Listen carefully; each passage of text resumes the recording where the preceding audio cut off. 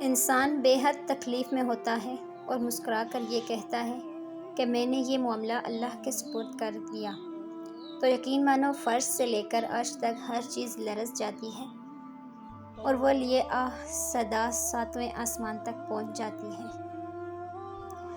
توکل موسیٰ جیسا ہو تو قسمت یوسف کی طرح بدلتی ہے۔ منزل میں رکاوٹیں لاکھ سہی، اگر اللہ نے لکھا ہے تو مل کر رہے گا۔ جب تم ناممکن حالات میں بھی اللہ کا در نہیں چھوڑتے، تب وہ تمہیں اپنے معجزات سے نوازتا ہے۔ مایوس نہیں ہوں میں، کیونکہ مشکلیں دینے والا ہی آسانیاں بھی دیتا ہے۔ ممکن ہے کہ وہ تمہیں نوازے تمہاری پسند کو تمہارا نصیب بنا کر۔ یہ جو تہجد کی دعائیں ہوتی ہیں، یہ قسمتوں کا رخ موڑ دیتی ہیں۔ تمہاری مشکلات چاہے آسمان جتنی ہی کیوں نہ ہو، اگر تمہارا یقین اللہ پر ہے تو کوئی تمہارا برا نہیں کر سکتا۔ دل چھوٹا نہ کرو، ایک دن وہ رب تمہاری ساری دعائیں قبول کرے گا۔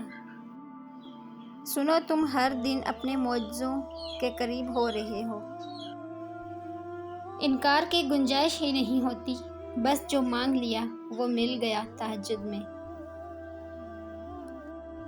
جس کا بھروسہ اللہ ہو، ان کی منزل کامیابی ہے۔ جو دعا ابھی تک قبول نہیں کی گئی ہے، یقین رکھو وہ بہت جلد قبول کر لی جائے گی۔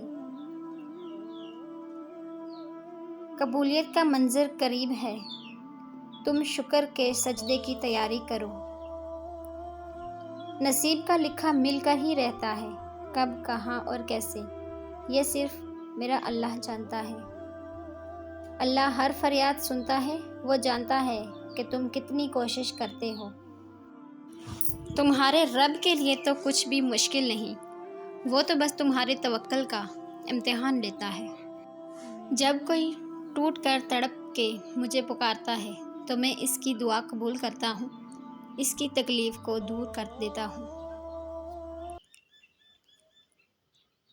زندگی کے بہت سارے اسباق میں سے ایک سبق یہ بھی سیکھا ہے میں نے کہ جب ہم اللہ پر چھوڑ دیتے ہیں معاملہ، تو وہ رب ایسی ایسی جگہوں سے نوازتا ہے کہ انسان حیرت زدہ ہو کر سوچتا ہے کہ یا اللہ، میرے صبر کا اتنا اچھا پھل۔